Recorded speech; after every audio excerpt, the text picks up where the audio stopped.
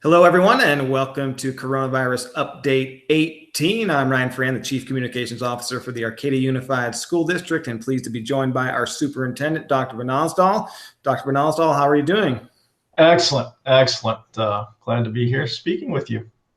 Thanks for joining us, as always. And today's update, it's another video update, kind of a Q&A with you and myself, and we're just going to go over some of the frequently asked questions that we're getting right now, just to give some further information to our parents, our students, and our community as to what's the latest as we are now entering week 2 after spring break. So we'll go over a lot of those things. And just a reminder for people, I know you know this, Dr. Vannasdall, but we really have big emphasis on communications. As mentioned, this is our 18th update on communications. You can find all of them on our website, www.ausd.net. You can see them easily from the homepage. We also email them to everyone, and then we post them on our social media as well. And then on our webpage for coronavirus and school closure updates, we're also posting our most recent virtual Board of Education meetings as well, which also has updates from yourself, Dr. Vannasdall, and your executive team about the latest on school closures, and we hear from the board members as well. So that's included on that webpage as well. There's a link to our community email list. If for some reason you're not getting our emails or you didn't sign up, you can sign up for the community email list, and that will get you all of our updates as well. So that is available, and again, posted on our social media, which we recommend you follow in addition to all of those.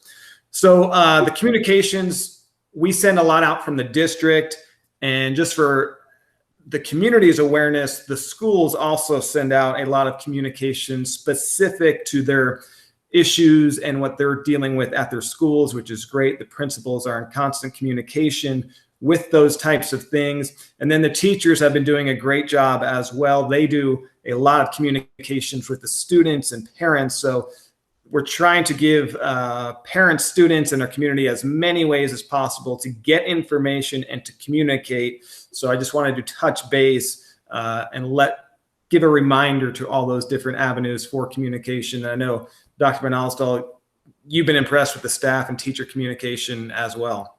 Yeah, it's it's a reminder that the best interaction and what we're trying to replicate is that interaction, that trust and relationship between the teacher and the students and the parents.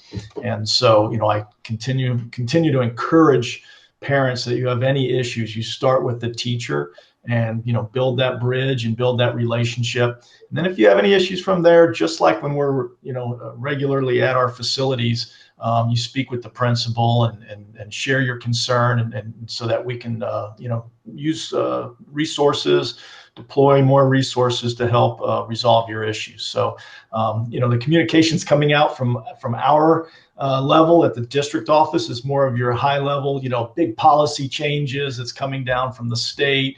We recently put out the grading guidelines, and we just wanted to be clear as a district, this is the expectation for both from students and from staff. But from there, it's really important that the daily teaching and learning is going on between teachers and students.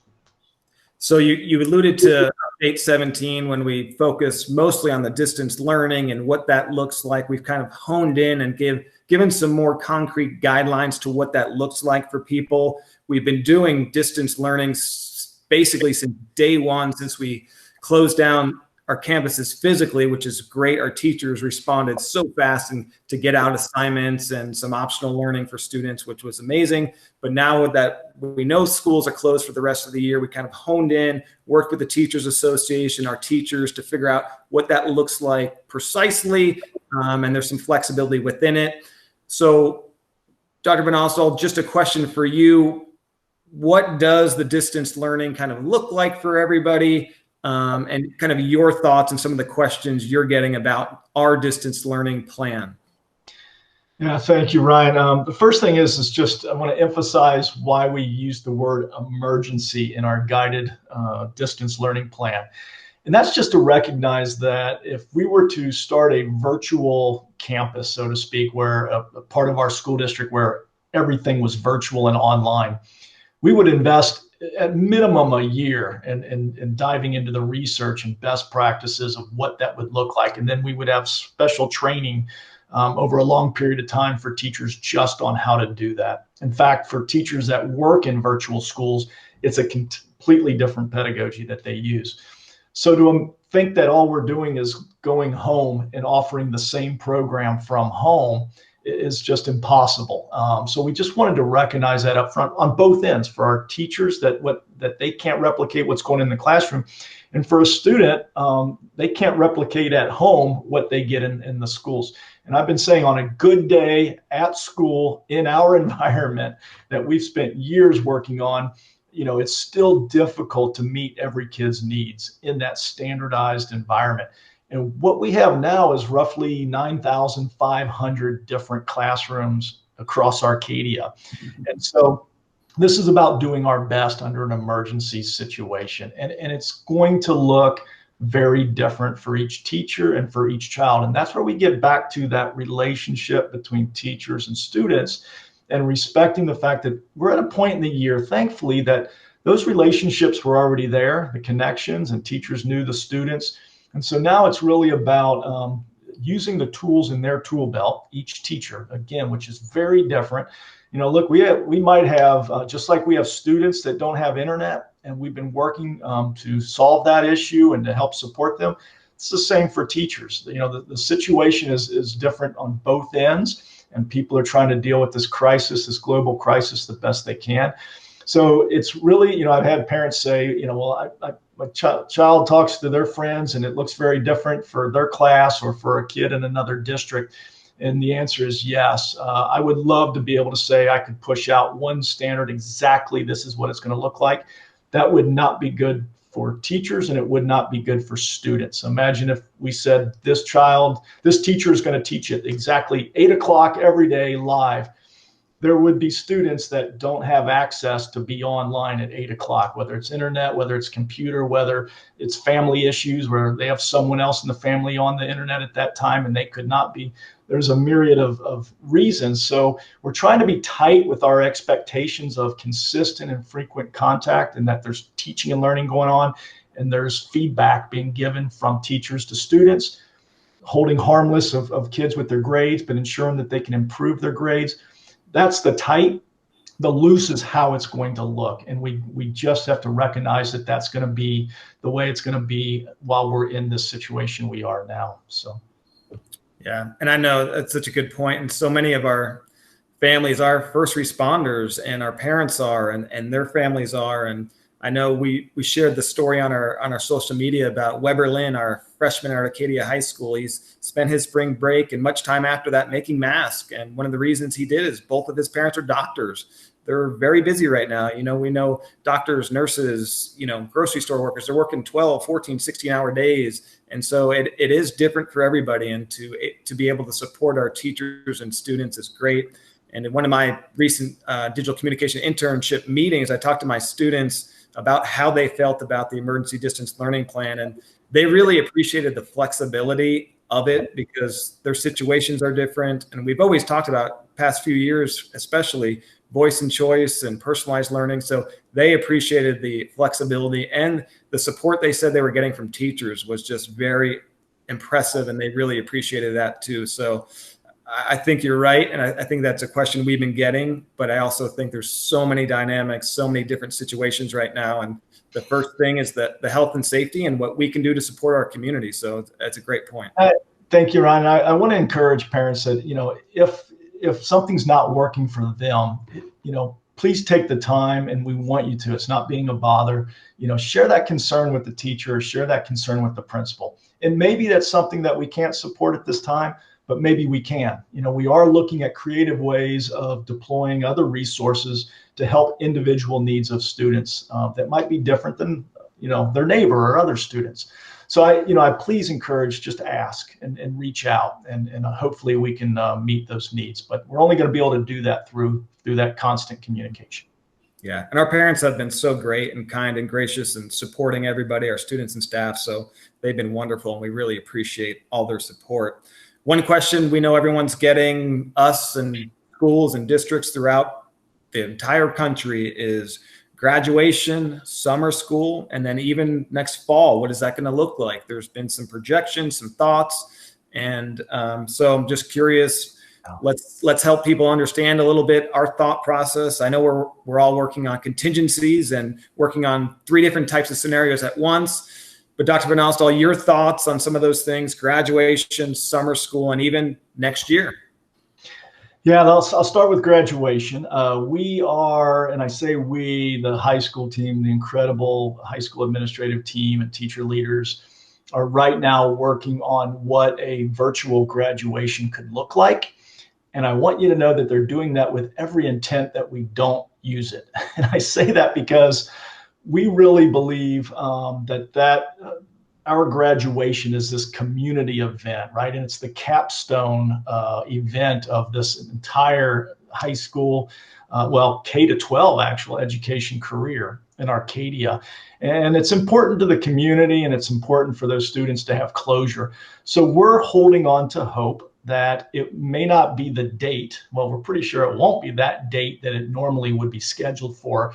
But we're being flexible enough to say we'd rather hold off and have hope that when we can have it, that we could provide as much as we could a traditional graduation. And we've been working with Pete Sibrel over at the Santa Anita racetrack, and they're fabulous, and they understand and want us to have that as well for our seniors. So we're holding out hope, and we're also, preparing if that's not the case. So secondly, summer school. First of all, we have an amazing partnership with our Arcadia Education Foundation, who runs our summer school on our campus. And so we've been reaching out to them to talk about what would a virtual summer school look like for those essential courses for our high school students. I wish we could say that we're going to be able to pull this off for the elementary and middle school program. Those types of enrichment and enhancement classes doesn't look like they're going to be able to do online. But for our high school students, they map out. A lot of our students have specific, courses mapped out exactly what they're going to take freshman year, summer, sophomore, summer.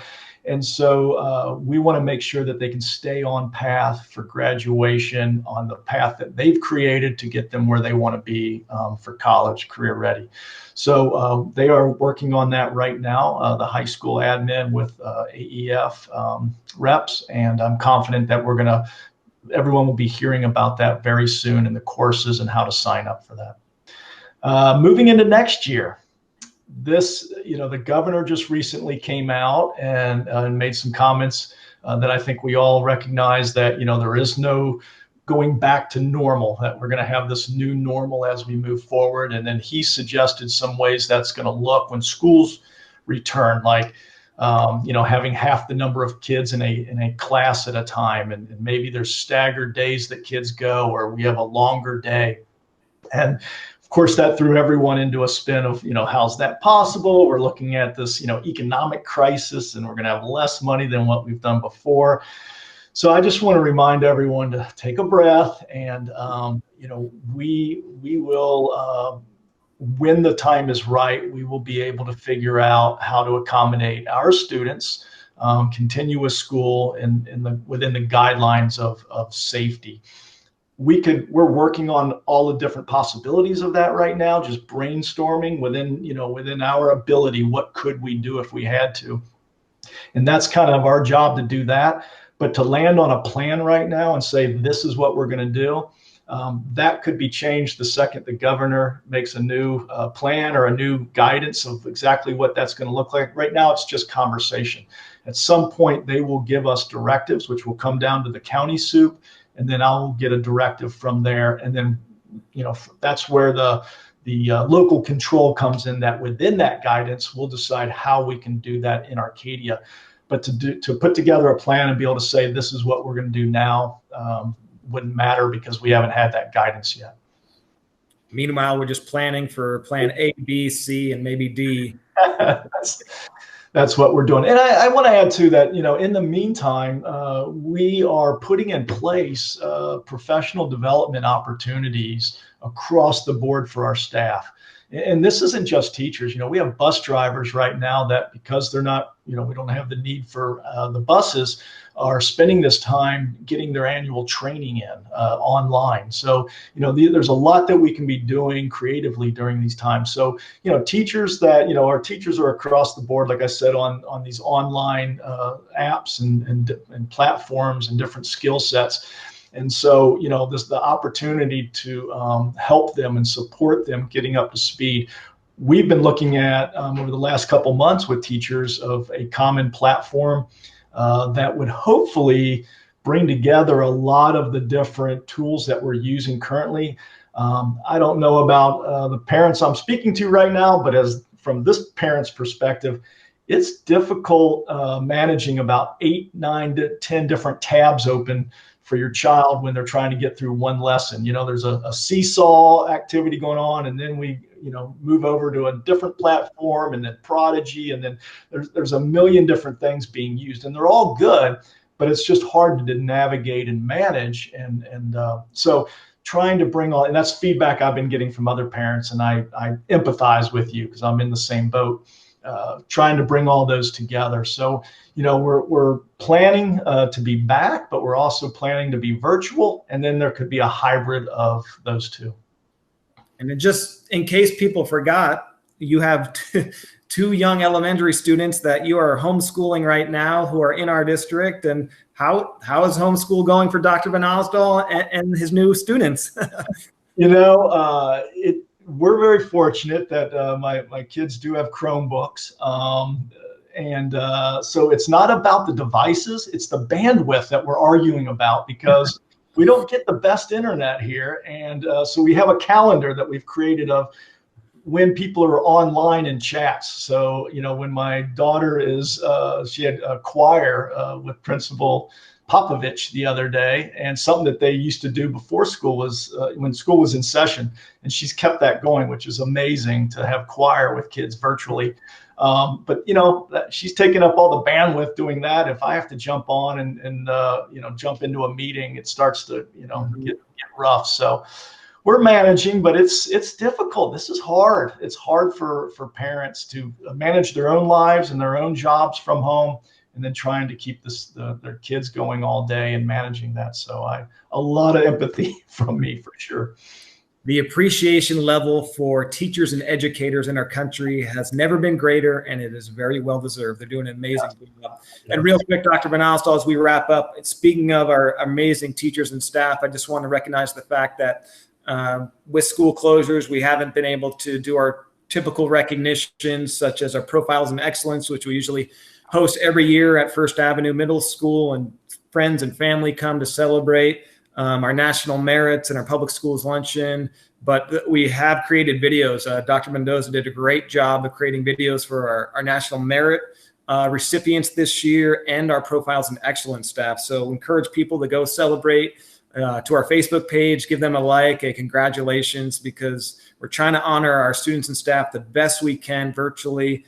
So those videos are out there, recognizing them, and they're just amazing. And so anything people can do to give them a thumbs up or a love or a like would be great. And there's a lot of other great stories on our social media that we're sharing our students. We're seeing so many silver linings right now with school closures, the innovation, creativity, and caring for our community and what our students are doing has just been remarkable. So that's been impressive to see. I know you've been impressed with that as well, Dr. Vannasdall.